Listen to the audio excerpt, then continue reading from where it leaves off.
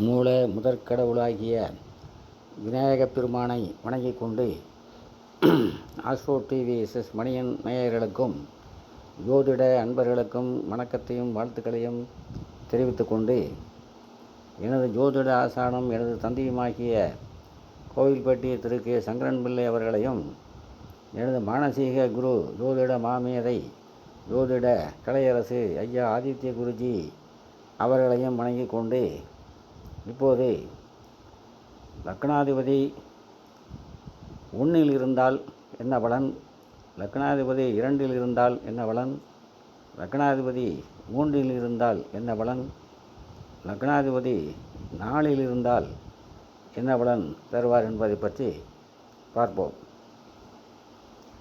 லக்னாதிபதி என்பவர் ஜாதகரை குறிப்பவர் ஆவார். லக்னத்திலேயே ஆட்சியாக இருந்தால் நீண்ட ஆயுளுடனும் செல்வம், செல்வாக்கு, புகழ், சொத்துக்கள் சேர்க்கை, ஆயுள் முழுவதும் ஜீவன பலத்துடன் இருப்பார்கள். லக்கணத்தில் நீசக்கிரகங்களோ பகைக்கிரகங்களோ இல்லாமல் நீச பயக்கிரகங்கள் லக்கணத்துக்கு கேந்திரங்களில் இல்லாமலும் இருக்க வேண்டும். லக்கணத்தை சுபக்கிரகங்கள் பார்க்க வேண்டும். லக்கணத்தில் அவ்வீட்டில் உச்சம் பெறக்கூடிய கிரகம் இருந்தாலும் அதிர்ஷ்டம். இப்படி இருக்க பிறந்தவர்கள் வாழ்நாள் முழுவதும் செல்வம், செல்வாக்குடன் பிறர் மதிக்கத்தக்க வகையில் பந்து மித்திரர்களுடன் சந்தோஷமாக வாழ்வார்கள். உயர் பதவியும் கிடைக்கும். லக்கணத்துக்கு 7ஆம் இடத்தை பார்ப்பதால் மனைவியின் மேல் மிகுந்த பிரியமுள்ளவர்கள். மனைவியும் ஜாதகர் மேல் மிகுந்த பிரியமுள்ளவராக இருப்பார்.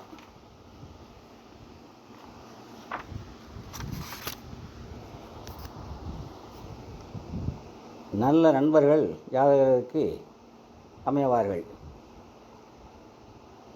லக்னாதிபதி லக்கணத்துக்கு 2 இருந்தால் பேச்சில் தெளிவு இருக்கும். பெரிய குடும்பஸ்தனாக இருப்பார்கள். கல்வியில் தேர்ச்சி பெறுவார்கள்.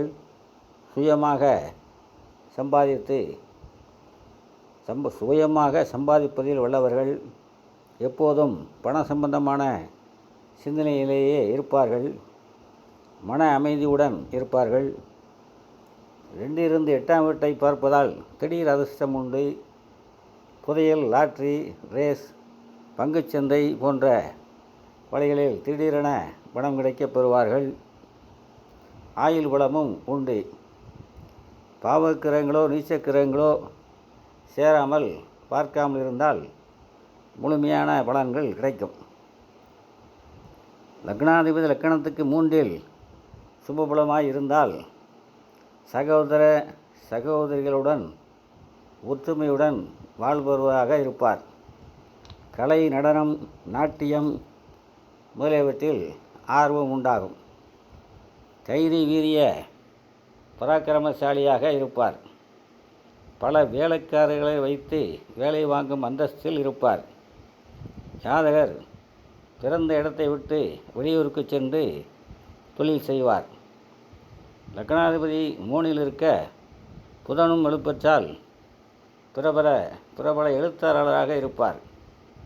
லக்னாதிபதி 3 இருந்து 9ஆம் இடத்தை பார்ப்பதால் அரசு அனுகூலம் உண்டு. தந்தை வழி சொத்துக்கள் கிடைக்கும். இடம் மாறக்கூடிய ஊர் பெரிய நகரமாக இருக்கும். ஜாதகர் எதையும் விடாமுயற்சியுடன் செய்வார். அடிக்கடி சிறு சிறு பயணங்களை மேற்கொள்வார். சாஸ்திரங்களில் பயில்வதில் ஆர்வம் காட்டுவார்.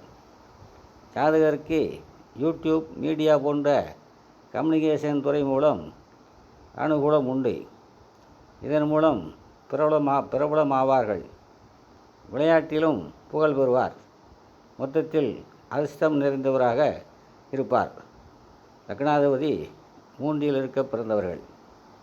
அடுத்ததாக லக்னாதிபதி 4 இருக்க பிறந்தவர்கள் தாயாரிடம் அன்புள்ளவராகவும் வீடு, வாகனங்கள், பால், பசுக்கன்று முதலியவற்றை பெற்றவராகவும் உயர்கல்வி பயந்தவராகவும் இருப்பார். தாய்மாமன் ஆதரவும் தாய்மாமன் சொத்துக்களும் கிடைக்கும். லக்னாதிபதி 4ஆம் வீட்டிலிருந்து 10ஆம் வீட்டை பார்ப்பதால் சொந்தமாக தொழில் செய்வார். 4ஆம் இடத்து அதிபதி ஆட்சியாக இருந்தாலும் 10ஆம் இடத்தில் ஒத்தக்கூடியவன் ஆட்சியாக இருந்தாலும் ஜாதகர் பெரிய தொழிற்சாலையை நிறுவி ஆயிரக்கணக்கான பேர்களுக்கு வேலை கொடுப்பவராக இருப்பார். ஜாதகருக்கு 4ஆம் இடம் என்பது மனைவிக்கு 10ஆம் இடம் என்பதால் மனைவியும் தொழிலில் பங்குதாரராக இருப்பார். பிள்ளைகள் வெளிநாட்டில் கல்வி பயில்வார்கள். 4ஆம் இடம் என்பதை 9ஆம் இடமாய் தந்தைக்கு 8ஆம் இடம் ஆவதால் 4ஆம் இடத்தில் இருக்கும் கிரகத்தின் தசை நடக்கும் பொழுது ஜாதகரின் தந்தைக்கு மாரகத்துக்கு சமமான கண்டம் ஏற்படும். 4ஆம் வீடு 12ஆம் வீட்டிற்கு 5ஆம் வீடு என்பதால் ஜாதகர் நிறைய தான தர்மங்கள் செய்து புகழ் பெறுவார். இத்துடன் இப்பதிவை நிறைவு செய்கின்றேன்.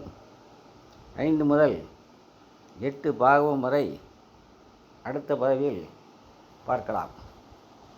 எனது பதிவை பிடித்திருப்பவர்கள் லைக் செய்யவும், கமெண்ட் செய்யவும், ஷேர் செய்யவும், முக்கியமாக சப்ஸ்கிரைப் செய்யுமாறு அன்புடன் கேட்டுக்கொள்கிறேன்.